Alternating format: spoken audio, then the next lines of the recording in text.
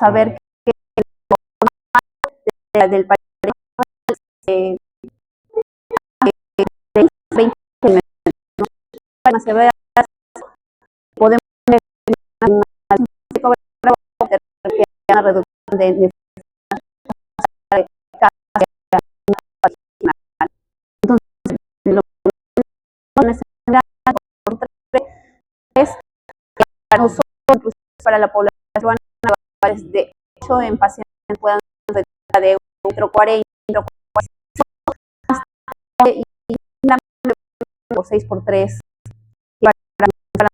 por un lado es grande. Entonces, armamos 150 gramos, vean bien que va a dar riñón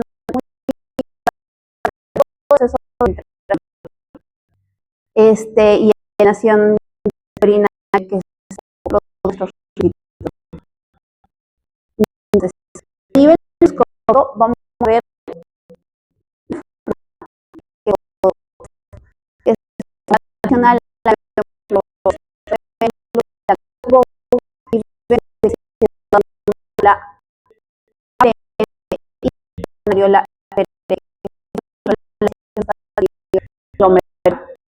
vamos a por túbulos combinados por un sistema tubular, el tubo torneado normal, el eje, el túbulo contorno nasal y el túbulo colector, ¿no? Entonces, a nivel cortical nos vamos a encontrar 800,000 a 1 millón de neuronas que no van a variar, ya que las nefronas no se regeneran, ¿no? Más sí sufren cambios adaptativos. Por ejemplo, los pacientes que nacen con un solo riñón, por lo general tienen una vida normal y sí tienen un menor número de nefronas, a diferencia de una persona que tiene 2 riñones, pero ese único riñón compensa o sufre cambios adaptativos de tal forma de poder llevar una vida normal, ¿no? De ahí vemos, como les estaba comentando, la vascularización renal, que es muy importante, ¿no? Entonces, vamos a ver de que nuestro riñoncito va a tener un doble sistema de vasculatura, ¿no? Que son los capilares glomerulares, los capilares glomerulares y los capilares peritubulares, ¿no? Que son muy importantes, ¿no? Que son los que rodean los túbulos. Estas arteriolas van a participar en la regulación de la presión hidrostática en los dos grupos de capilares, ajustando la resistencia de las arteriolas aferente y eferente, ¿no? Y entonces vamos a ver que el proceso de la formación de la orina y la filtración se produce aquí, ¿no? A nivel de los capilares glomerulares.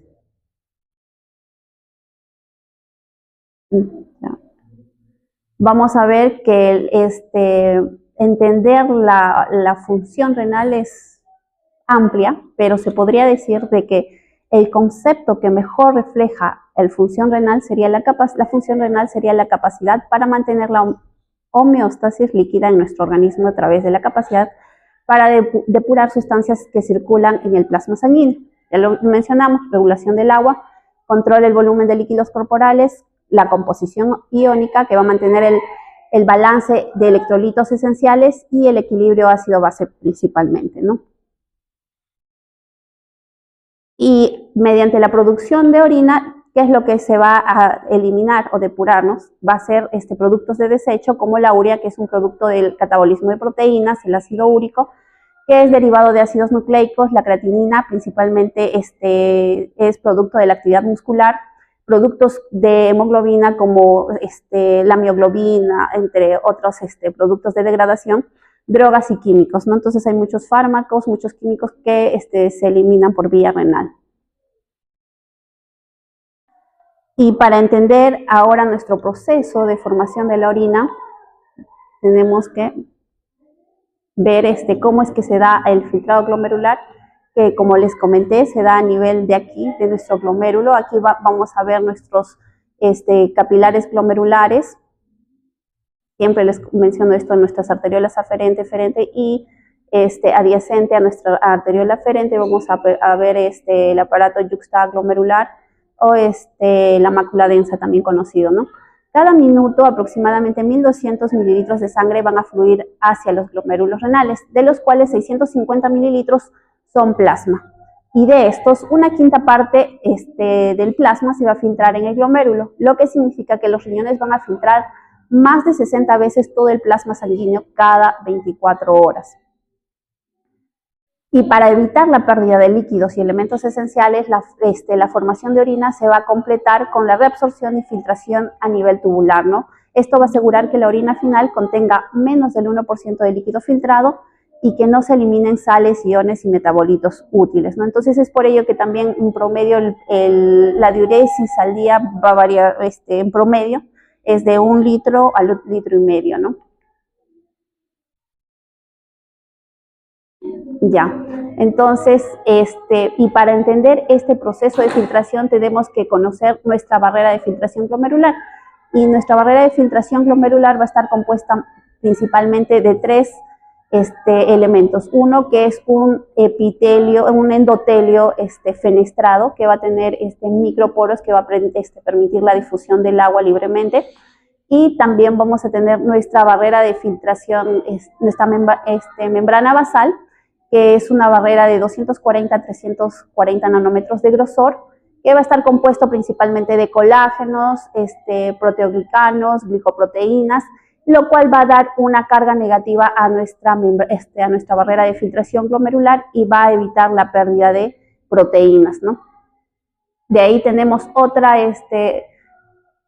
parte de nuestra barrera de filtración, que es la membrana podocitaria, ¿no? Entonces acá vamos a tener los podocitos, que es como un epitelio, son células epiteliales viscerales que van a tener prolongaciones o digitaciones que van a abrazar la lámina basal y van a también formar diafragmas de ranura para el paso de moléculas pequeñas por aquí, ¿no?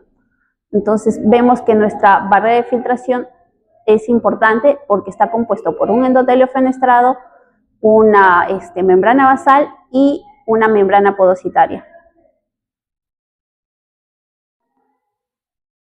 Y los podocitos, aunque tienen poca actividad mitótica, o sea, no se van a regenerar, son funcionalmente activos. Van a sintetizar y liberar moléculas como el colágeno tipo 4 y el heparansulfato, que van a contribuir a la carga electronegativa de nuestra membrana basal. Su actividad más relevante es en la arquitectura de la cápsula glomerular. Entonces, al abrazar a los capilares, ayudan a soportar la presión hidrostática gracias a su citoesqueleto de actina.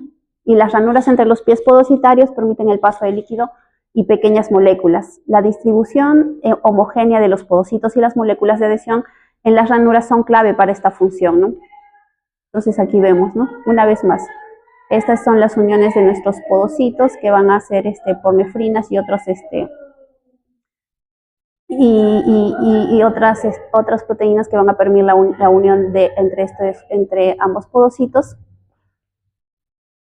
Y como resultado van a moléculas de 3 nanómetros, como el agua, glucosa y aminoácidos, atraviesan sin filtros, sin dificultad a través de estas ranuras podocitarias, ¿no? Mientras que las proteínas y oligoelementos van a permanecer en la sangre, manteniendo la presión coloidal osmótica. Entonces, recordemos, nuestra membrana basal glomerular tiene una carga negativa, electronegativa, que es dada por principalmente por los proteoglicanos, colágeno, heparansulfato, que son producidos principalmente por el podocito.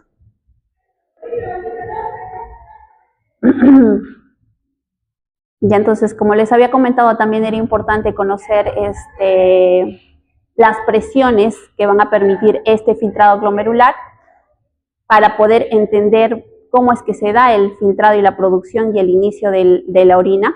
A nivel glomerular vamos a ver de que tenemos 3 presiones. La presión hidrostática, que se da a nivel de la cápsula, la presión hidrostática también sanguínea de los capilares glomerulares, y la presión oncótica glomerular, ¿no? Entonces, aquí vamos a ver una presión oncótica glomerular que está en contra de la presión hidrostática sanguínea y a favor también de la presión hidrostática de la cápsula, ¿no? Que va a ejercer a nivel capsular, produciéndose así una presión neta de filtración de 10 milímetros de mercurio. Esta presión neta siempre tiene que ser constante para que se pueda producir la filtración y la orina, ¿no? Entonces, la fuerza principal que empuja la sangre contra la barrera de filtración, que es aproximadamente 55 milímetros de mercurio, se mantiene elevada por las diferencias de los diámetros entre las arteriolas aferente y eferente. Aferente ingresa sangre o flujo sanguíneo a nivel de los capilares glomerulares, produce la presión hidrostática a nivel glomerular. Esa fuerza es una, de ahí la presión hidrostática capsular, que es la presión ejercida por el líquido en este espacio. En el espacio capsular, que es 15 milímetros de mercurio, como lo mencioné, que se va a oponer a la filtración hacia el túbulo renal, la presión osmótica coloidal, que es la presión oncótica intraglomerular, que va también, que también va a tratar de recuperar el agua filtrada y se opone a la filtración, ¿no? Entonces, nuestra presión neta que va a permitir la filtración va a ser de 10 milímetros de mercurio.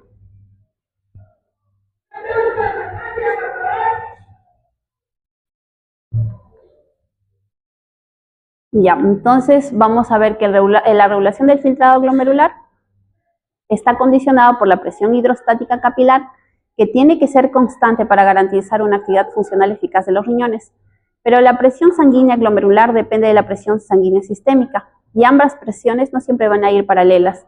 El mantenimiento de la presión capilar renal depende de la regulación nerviosa y endocrina que regula la presión sistémica, pero también cuenta con un sistema de autorregulación local e intrínseco que garantiza el mantenimiento.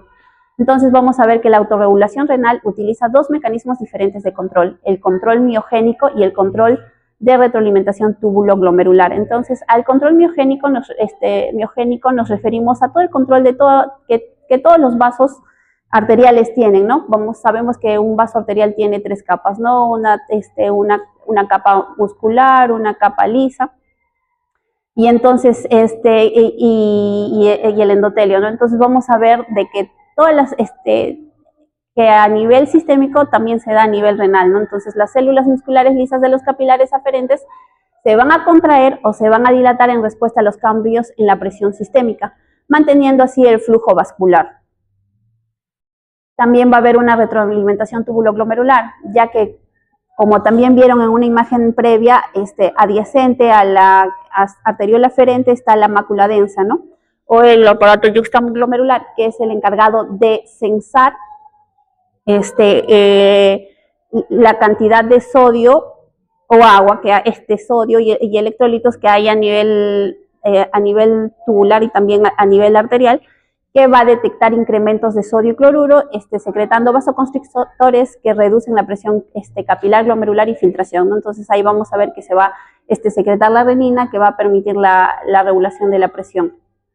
Estos mecanismos son eficaces para mantener la tasa de filtración glomerular constante en rangos de presión arterial sistémica entre 80 y 180, pero no compensan fluctuaciones extremas, ¿no? Entonces vamos a ver que si una persona está o tiene presiones entre 80 y 180, nuestro riñoncito va a tratar de mantener la presión glomerular constante, a pesar de que hay una presión, por ejemplo, de 180, la arteriola aferente va a disminuir su diámetro y va a disminuir el flujo sanguíneo renal, ¿no? Para evitar un colapso a nivel glomerular, ¿no? Entonces, nuestras arteriolas aferente y eferente trabajan muy bien a estas presiones, entre 80 y 180.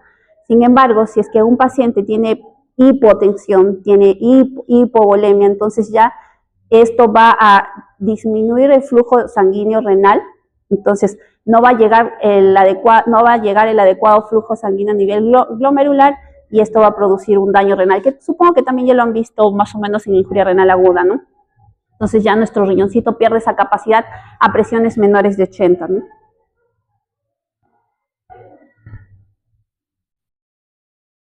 También vamos a ver que hay otros factores que son los reguladores extrínsecos. Cuando la autorregulación intrínseca es insuficiente, o sea, la miogénica o la producción de renina ya es insuficiente, entran en juego mecanismos sistémicos para preservar la función renal y la homeostasis general del cuerpo. Estos van a ser los mecanismos neurogénicos, o sea, el sistema nervioso simpático va a controlar la homeostasis vascular sistémica en casos de volumen de líquido extracelular extremadamente bajo, o sea, por ejemplo, shock hipovolémico, que provoca vasoconstricción general, limitando el flujo sanguíneo glomerular y pudiendo dañar los riñones, lo que les había explicado más o menos, ¿no? Entonces, también el otro regulador extrínseco es el sistema renina-angiotensina, aldosterona. Ante una caída importante de la presión sistémica, la secreción de renina va a anular la capacidad de regulación intrínseca, y esto ocurre por la retroalimentación que a nivel del sistema nervioso simpático y por inhibición de la producción de vasoconstrictores por la célula de la mácula densa, ¿no? Entonces acá vemos nuestra activación del sistema renina-angiotensina-aldosterona, que también ya supongo que lo han revisado varias veces y también ya lo entienden más o menos, ¿no? Que a nivel renal es lo que va a hacer la renina, va a hacer activar la angiotensina 1 para actuar a nivel de la angiotensina 1 para que por una enzima convertidora de angiotensina se active la angiotensina 2 y esta a la aldosterona, y así la reabsorción de sodio y por ende la reabsorción de agua y la eliminación de potasio, ¿no? Y ya entonces hemos visto cómo es que se da la filtración, qué factores son importantes para nuestro proceso de formación de la orina, y esto va a ser necesario para mantener una tasa de filtración glomerular constante en las personas. ¿Y qué es la tasa de filtración glomerular? Es la cantidad de filtrado glomerular formado por minuto en ambos riñones.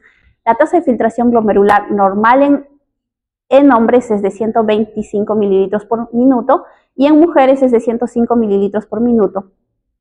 Y esto se da, se calcula en base al peso, la talla, que supongo que ustedes también ya han visto sobre las fórmulas de Cochrane. Entonces, y también hay otros algoritmos como el CKDEPI y el MDR, pero el que más se usa a nivel internacional es el CKDEPI. Entonces, para poder calcular la tasa de filtración, utiliza la creatinina principalmente. Entonces, la tasa de filtración glomerular va a depender básicamente de 3 condicionantes, que ya los vuelvo a repetir: la presión hidrostática sanguínea con el agua y los solutos que son empujados contra la membrana de filtración, la longitud o extensión de esta membrana de filtración y la permeabilidad de la misma, ¿no?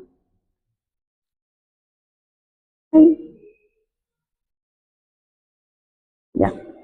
Entonces, vamos a ver, la tasa de filtración se va a conseguir calculando la depuración de un soluto indicador que se filtra totalmente a su paso por el riñón. Por ejemplo, los solutos que se pueden filtrar a través del riñón son la creatinina, la inulina, que se puede filtrar al 100%, la creatinina no al 100%, y estos solutos no deben de ser sometidos a ningún proceso de secreción ni de reabsorción a nivel tubular. Ay, perdón. La creatinina es utilizada habitualmente en la clínica, aunque es secretada parcialmente en los túbulos, entre un 10 al 15%. Por eso es que les digo que no es la que mide al 100% adecuadamente la tasa de filtración, pero es la que más se usa por motivos costo efectivos. No es fácil de hacer la prueba, no es tan costosa, a diferencia de la cistatina, que es otro soluto que también nos permite evaluar con mucha mayor certeza la tasa de filtración glomerular. Y por eso es que también ustedes van a ver que los valores normales de creatinina van a estar también entre 1 y 1.2, ¿no? Porque hay un 10 a un 15% de que se secreta parcialmente a nivel del túbulo. Y en promedio la tasa de filtración glomerular va a ser entre 125 a 120. y va a disminuir a medida de que avanza la edad, ¿no? A partir de los 40 años, la tasa de filtración disminuye 1 mililitro minuto por año.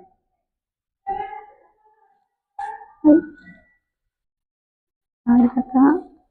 Ay, perdón. Vamos a retroceder un poquito. Ahí. Y entonces, cada 22 minutos todo el plasma sanguíneo es filtrado en los glomérulos, sumando 180 litros al día.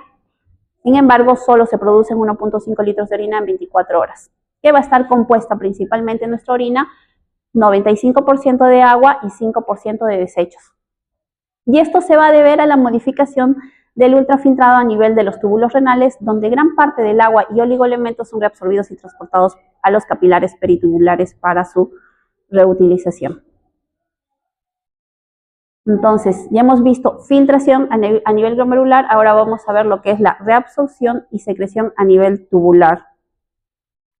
Entonces, vamos a ver de que cada parte de nuestro túbulo cumple funciones específicas y distintas a cada región. Entonces, vamos a ver que va a haber un proceso de reabsorción, que es la recuperación de agua, iones y nutrientes útiles para el organismo, y también vamos a ver un proceso de secreción, que es la eliminación de sustancias no útiles desde los capilares al túbulo, ¿no?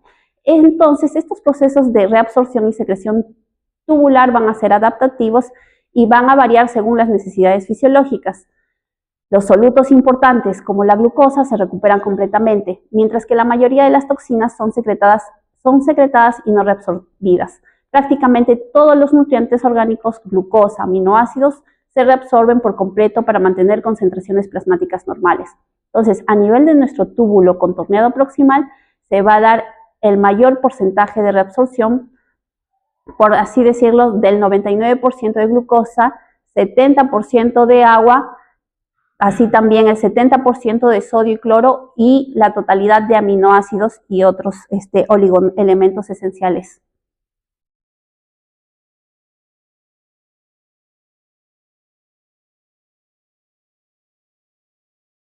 Ya, y también vamos a ver, acá vamos a pasar esto que ya lo hemos mencionado, de que para este proceso de reabsorción y secreción, a nivel del túbulo renal, vamos a ver que es importante que entiendan cuáles son los mecanismos de transporte, ¿no? Vamos a ver, va a haber un transporte de vía intracelular e intercelular, el movimiento de agua y solutos por arrastre osmótico, o sea, por difusión, por gradiente osmótica o electroquímica, y también por vía transcelular, donde el transporte, los transportadores van a ser activos primarios y secundarios y transporte facilitado, ¿no? Entonces vamos a ver que la vía transcelular va a usar transportadores que son dependientes de energía, ¿no? También, bueno, esto ya lo habíamos visto.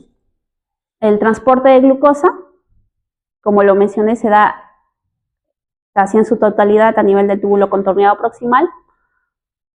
Este proceso va a ocurrir mediante transportadores de sodio y glucosa. Vemos acá nuestros dos transportadores de sodio y glucosa, que es el SGLT1 y el SGLT2. El 90% se reabsorbe en el túbulo proximal contorneado, aquí, y el 10% restante en el segmento recto del túbulo proximal.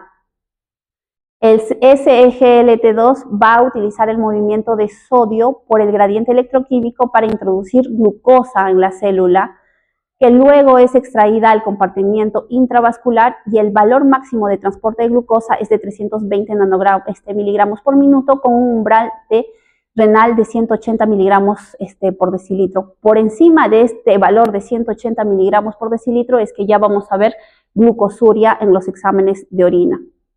Entonces, recuerden siempre estos dos, este transportador, que es el SGLT1, SGLT2, ya que en la actualidad se está usando inhibidores de la SGLT, de estos transportadores, para poder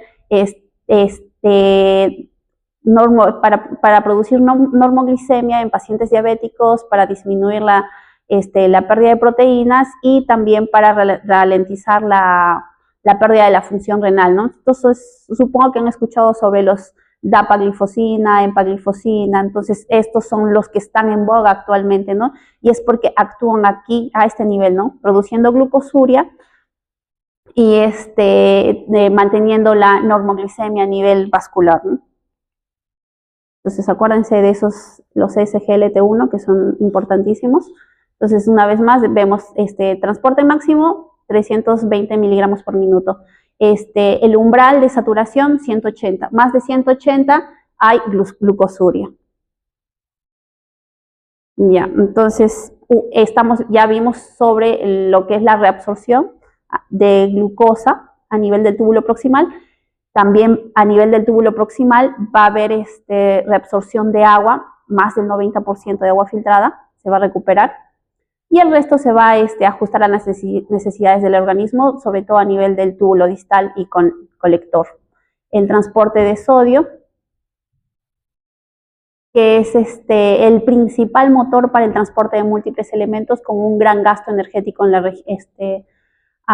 la región proximal, ¿no? Entonces aquí vemos nuestro túbulo contorneado proximal y aquí vemos la membrana apical, la membrana vasolateral y aquí vamos a ver cómo es que por el acople de estos transportadores a esta bomba sodio-potasio es que van a activarse el sodio, el intercambiador sodio-hidrogenión, el cotransportador sodio-glucosa, el sodio con aminoácidos. Entonces, el sodio juega un papel muy importante para la reabsorción no solo de agua, sino también de glucosa y de otros oligoelementos o aminoácidos. El agua puede difundir por el gradiente osmótico o fácilmente a nivel intercelular. También van a haber canales de sodio para su reabsorción, canales de cloro y canales de agua solos, ¿no?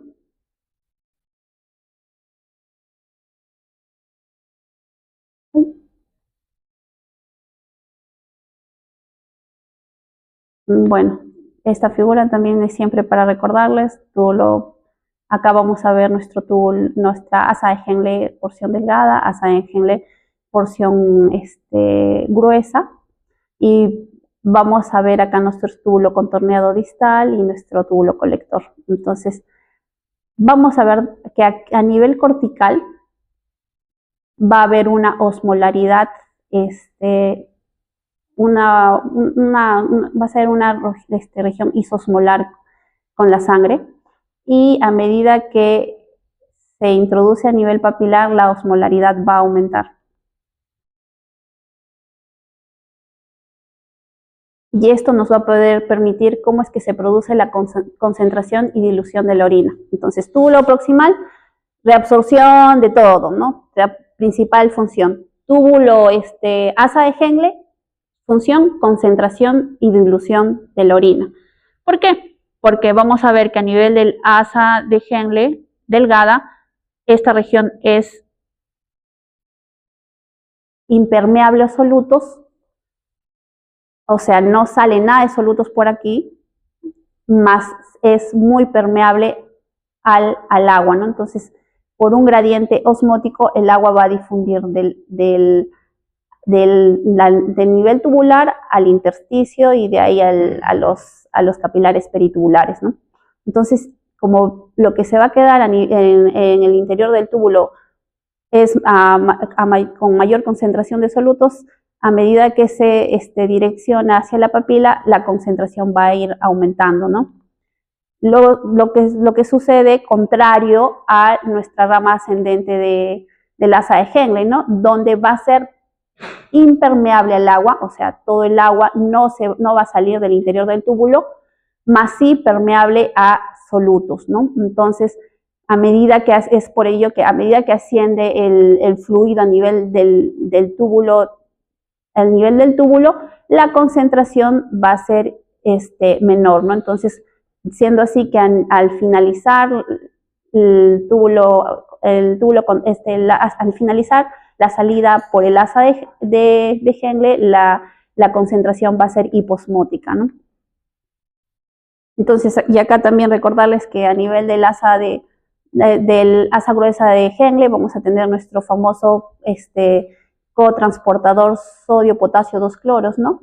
Que es muy importante para que se pueda dar todo esta gradiente de concentración. Y que también es punto activo de la furosemida, ¿no? Y entonces, como les estaba explicando, entonces vamos a nivel cortical, va a ser un fluido isosmótico, y a medida que se introduce en la papila, la osmolaridad aumenta, y a medida que sube por la asa de Henle ascendente, la concentración disminuye, ¿no? Siendo una zona hiposmótica. Y es por ello que a todo este sistema se le reconoce como el sistema multiplicador a contracorriente, ¿no? Porque va contra la corriente. A medida que se introduce la papila, aumenta la concentración. A medida que asciende y sale de la papila glomerular, la concentración disminuye, ¿no? Y esto va a ser gracias a que a nivel intersticial va a haber un gradiente de concentración, y también gracias a nuestros vasos rectos o nuestros capilares peritubulares, que van a tratar de mantener esta concentración.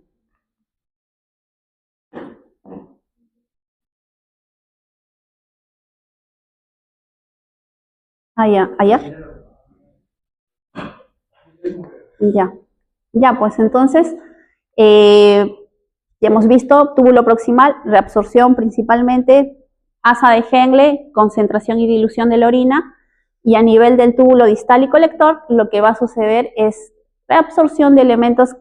De estos elementos se va a regular según los requerimientos homeostáticos o según necesidades, ¿no? Y aquí vamos a ver de que los que van a actuar principalmente son la hormona antidiurética, el péptido natriurético atrial, la aldosterona y la hormona paratiroidea, ¿no? Entonces, la antidiurético, también conocida como vasopresina, ¿qué hace? A nivel del túbulo contorneado distal o colector, es inhibir la secreción de agua y la producción de orina, y regulando ello mediante la activación de acuaporinas, ¿no?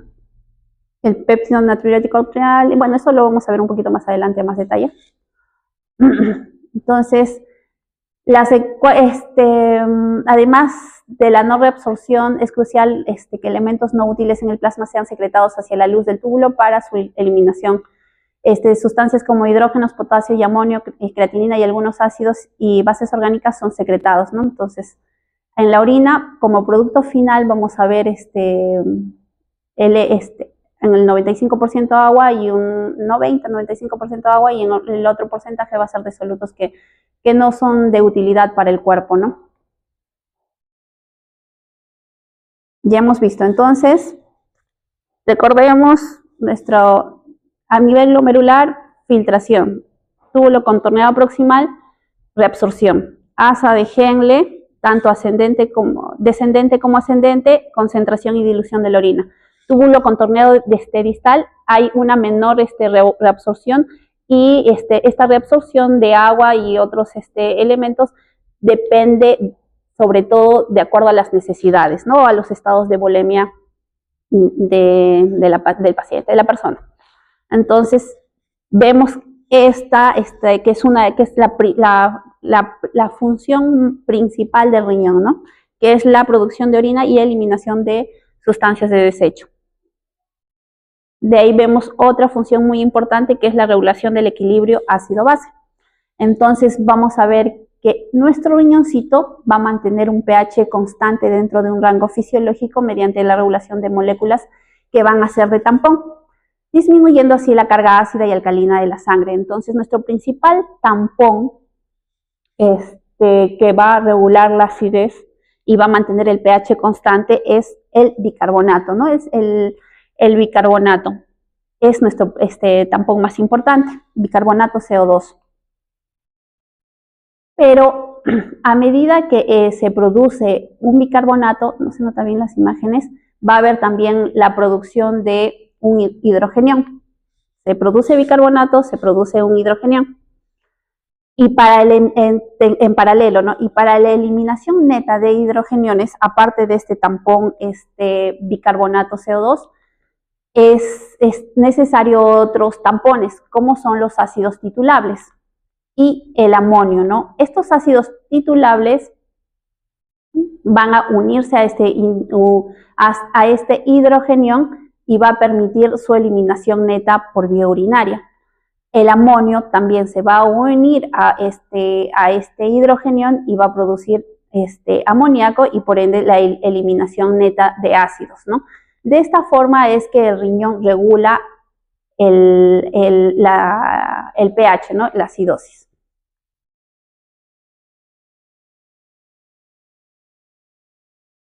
A ver, vamos a aumentar. Entonces vamos a ver que nuestro tampón más importante es el bicarbonato, vamos a ver que el bicarbonato se reabsorbe también a nivel del túbulo proximal, 70% a nivel del túbulo proximal, y el bicarbonato va a reabsorberse. Y acá vemos cómo es que se elimina el hidrogenión cuando se une a otra molécula y puede formar agua también, ¿no? También este proceso de reabsorción puede darse a nivel del asa de Henle en menor proporción y también a nivel del túbulo contorneado distal, ¿no? Entonces, ¿cómo va a regular en nuestro riñón el pH y mantener un equilibrio ácido-base? Es principalmente mediante la producción, filtración y reabsorción de bicarbonato. Y los otros aniones titulables y los no titulables como el amonio. Entonces ahora vamos a ver ¿Hasta aquí alguna pregunta, chicos? Porque como que ya esto es, era agua, electrolitos, ácido base, así algo en general, porque esto lo de ácido base es amplio, ¿no? Para hablar todo lo que es regulación. ¿Nada? Ya, entonces ya hemos visto las principales funciones del riñón y ahora vamos a ver la función endocrina del riñón. Más allá de la depuración y el equilibrio hídrico, el riñón va a desempeñar una función endocrina crucial en la homeostasis del organismo y actúa como productor de hormonas y como degradador de otras, ¿no? Influyendo en procesos vitales como la hematopoiesis, la presión arterial y el metabolismo, ¿no? Ya, entonces, la función endocrina de nuestro riñón, principalmente la producción de eritropoyetina. La eritropoyetina es una glicoproteína que va a estar codificada a nivel de cromosoma 7 y su función principal es controlar la producción de eritrocitos, o sea, la producción de eritropoyetina, promoviendo su supervivencia, proliferación y diferenciación en la médula ósea. La eritropoyetina se produce a nivel renal, aproximadamente en el 90%, a nivel de los fibroblastos intersticiales de la corteza renal. Su síntesis es regulada a nivel de transcripción transcripcional por factores inducibles por hipoxia, ¿no? Entonces,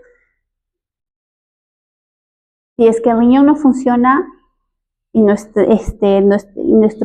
corteza renal estaría dañada o fibrosada, no va a haber producción de eritropoyetina. Y si no hay producción de eritropoyetina, no hay producción de glóbulos rojos. Entonces, nuestro paciente, ¿qué va a tener? Anemia, que es uno de los signos principales de los pacientes que tienen insuficiencia renal crónica. En estados de hipoxia, la falta de oxígeno permite la formación de este factor inducible de hipoxia, alfa-beta activo, que va a inducir la síntesis de eritropoyetina. Y una vez restaurados los niveles de hematocrito y hemoglobina, la producción de eritropoyetina vuelve a la normalidad, ¿no? Entonces, es muy importante para la producción de glóbulos rojos, nuestra eritropoyetina que se produce a nivel de la corteza renal. De ahí tenemos otra función endocrina que es la producción de trombopoyetina. La trombopoyetina es una glicoproteína principal responsable de la producción y activación de plaquetas. Aunque el hígado es el principal órgano productor, las células del túbulo contorneado proximal del riñón también la producen. Y hay estudios que han demostrado la importancia de la producción renal de la trombopoyetina en pacientes con insuficiencia renal terminal, donde el descenso de sus niveles plasmáticos puede afectar la actividad plaquetaria. Esto también es importante, ¿no? Por ejemplo, cuando estén haciendo el internado o cuando vean en prácticas y cuando vean a un paciente renal con insuficiencia renal crónica ya con su piel terrosa, también fíjense si tienen la presencia de equimosis o moretones. Entonces, si ustedes ven esas equimosis o moretones, no es porque su perfil de coagulación esté alterado, es porque hay ya una alteración a nivel de la función plaquetaria que es secundaria a la deficiencia de esta trombopoyetina. Entonces, ojo también, además de buscar su palidez terrosa en sus pacientes como insuficiencia renal o su escarcha urémica o su flapping o la sobrecarga hídrica, también vean si es que hay la presencia de equimosis.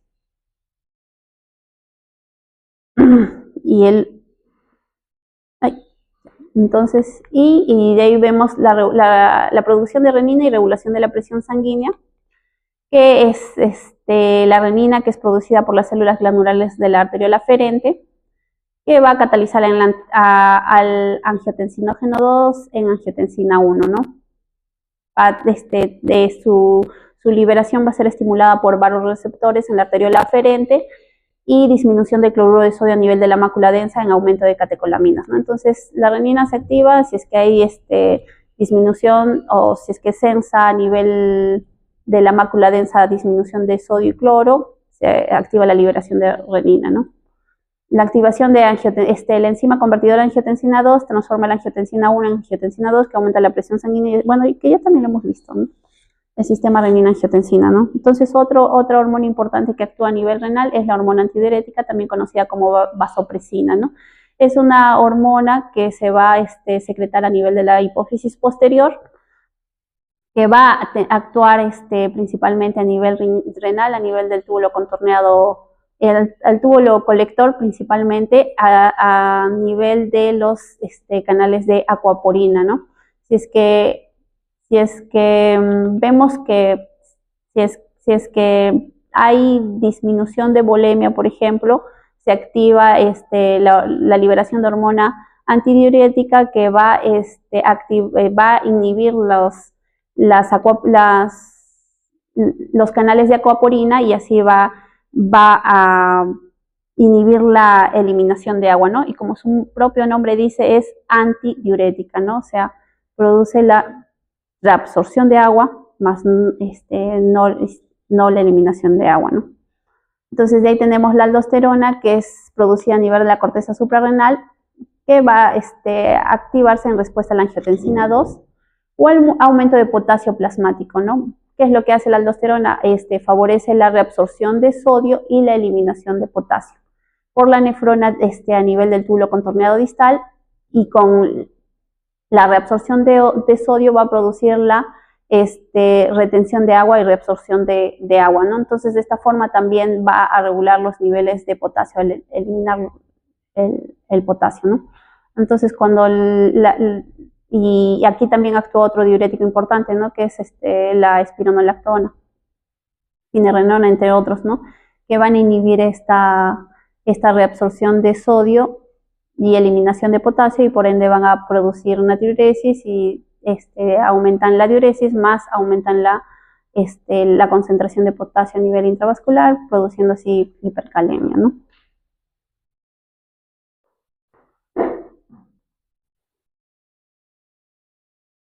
Otra hormona muy importante es la hormona la paratormona y el calcitriol, ¿no? La paratormona es una hormona que se produce a nivel de las hormonas de las glándulas paratiroides, cuya función principal es la regulación de calcio, ¿no? Mantener la calcemia dentro de rangos fisiológicos y aceptables para el ser humano, ¿no? Entonces, es un péptido de 84 aminoácidos secretado en las glándulas paratiroideas. Va a aumentar la concentración de calcio en sangre y líquido extracelular y disminuye los iones de fósforo, ¿no? Actúa a nivel del túbulo contorneado distal y colector, produciendo la reabsorción de calcio principalmente, ¿no? Entonces, la vitamina D, que es sintetizada a partir de la luz solar, se va a hidroxilar en el hígado y luego viene al riñón para ser activada, o sea, y también hidroxilada y convertirse en calcitriol, ¿no? Y el calcitriol tiene la principal actividad del calcitriol es modular el balance calcio-fósforo, incrementando la calcemia al mover el metabolismo óseo y reabsorción de calcio a nivel intestinal y renal, ¿no? Entonces, vamos a ver que la paratormona va a trabajar con el calcitriol y también, con los niveles de calcio y niveles de fósforo, ¿no? Si vemos que hay hipocalcemia, va a aumentar la producción de paratormona para tratar de compensar esta falta o esta disminución de calcio. Y por eso es que también van a ver a pacientes con insuficiencia renal con los niveles de paratormona alto, ¿no? Porque no hay esa reabsorción de calcio a nivel del túbulo distal. También tenemos otras hormonas natriuréticas, como el péptido natriurético atrial, que es una hormona producida principalmente en las aurículas, que van a activar también a nivel del túbulo distal, produciendo la reabsorción de sodio y por ende del agua. También tenemos el tipo B, que tiene poco efecto a nivel renal, pero también tanto el B como el C tienen poco efecto, más es el A, ¿no? A nivel renal. También hay producción de endotelinas y prostaglandinas. Las endotelinas van a tener actividad vasoconstrictora producidas por las células endoteliales, mesangiales y tubulares renales. Su producción es estimulada por la angiotensina 2, bradicinina y epinefrina, o sea, tiene mayor acción en lo que es el sistema renina-angiotensina, ¿no? Las prostaglandinas también, parte de ello. Y finalmente, ¿cómo es que el riñón actúa en el metabolismo de la glucosa? El riñón participa en la regulación de la glicemia a través de la gluconeogénesis y el manejo renal de la insulina. ¿Cómo es que a nivel en la gluconeogénesis? Va a producir glucosa a partir del lactato, glicerol, aminoácidos como la glutamina en situaciones de ayuna, y va a aumentar la acidosis y aumenta en acidosis como en cetoacidosis diabética, ¿no? O sea, esta gluconeogénesis aumenta en estas situaciones.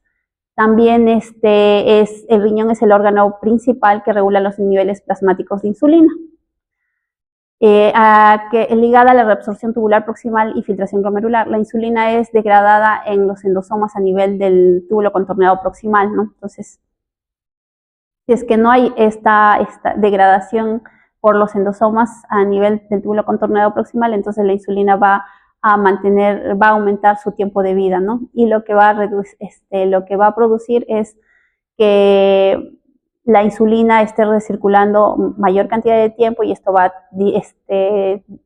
disminuir los niveles de glicemia, y ya que su degradación está disminuida en la insuficiencia renal, ¿no? Entonces es por eso también que van a haber pacientes diabéticos que llegan a normalizar o a controlar la glicemia sin ningún hipoglicemiante, ¿no? Entonces es porque la recirculación de la insulina, que su tiempo de vida está aumentado, no es fácil de degradarla, que hace que los niveles de glucosa se normalicen o inclusive tiendan a la hipoglicemia en los pacientes con insuficiencia renal, ¿no? Porque esta función ya se perdió. Y por eso es que también quizás van a escuchar de que la cura de la diabetes es la insuficiencia renal. ¿Por qué? Porque ya no hay glicemia, ya no hay hiperglicemia, ya no hay necesidad de antidiabéticos o el uso de insulina, porque ya la glucosa está regulada a costa del riñón. Bueno, también hay varios estudios que van a demostrar que un incremento significativo de los niveles de gastrina en situaciones de fracaso renal va a sugerir que al menos de forma parcial esta hormona sufre un metabolismo renal, ya que la gastrina podría implicar un mayor riesgo de sufrir enfermedad péptica en pacientes con enfermedad renal crónica, ¿no? Entonces se ve de que hay una mayor producción de ella, ¿no? Y ahora finalmente, ¿hasta ahí alguna pregunta?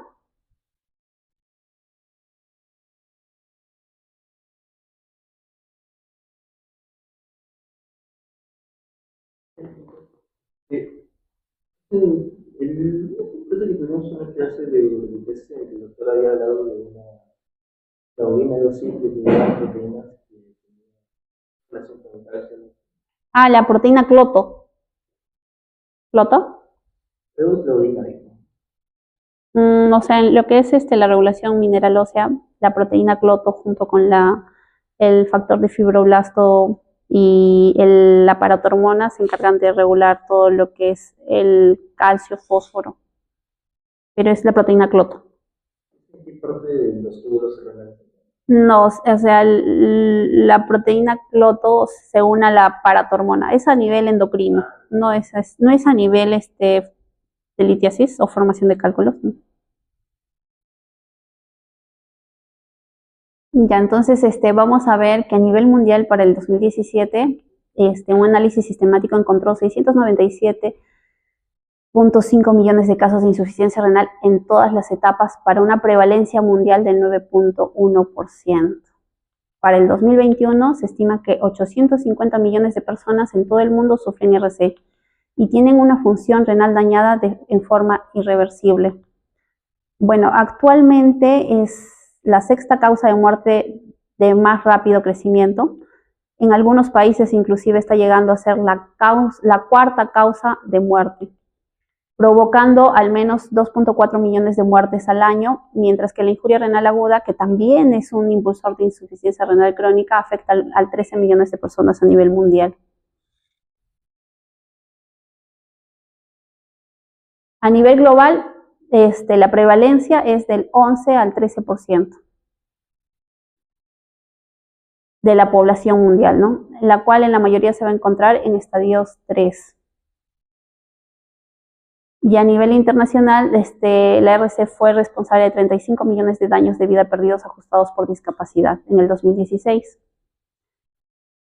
Esta prevalencia ha ido aumentando a partir del año 1990 y siendo las principales causas de insuficiencia renal la diabetes, hipertensión, junto con algunas otras glomerulopatías, ¿no? Entonces recuerdo, principales causas de insuficiencia renal, diabetes, hipertensión y otras glomerulopatías y otras, ¿no? Aquí en el Perú es un serio problema de salud pública y se estima que para el 2021 más de 3 millones de personas mayores de 18 años han tenido RC desde el estadio 1 al 4, ¿no? O sea, por ejemplo, es el 10% de la población, por así decirlo, ¿no? Entonces, si acá somos 20, 2 han tenido insuficiencia renal, por así decirlo, ¿no? En algún estadio no tienen insuficiencia renal. Podría ser. En el Perú está claramente establecido que, bueno, al igual en el Perú también las principales causas de insuficiencia renal, diabetes, hipertensión y glomerulopatías primarias. No hay otras causas que se hayan descrito a nivel de Centroamérica y también esto.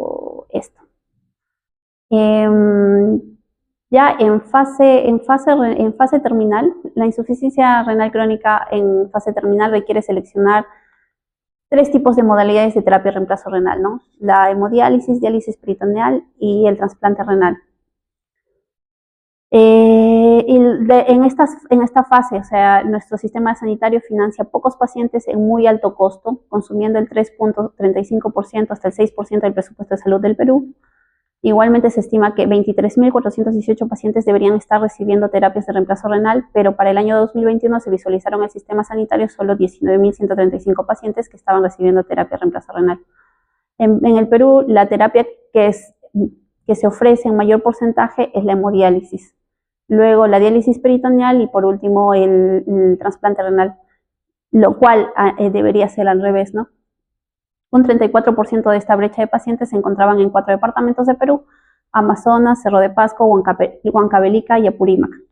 Y dichos departamentos carecen de servicios de terapias de reemplazo renal financiados por el FISAL, ¿no? O sea, hay pocos centros de diálisis, pocos hospitales que realizan diálisis peritoneal.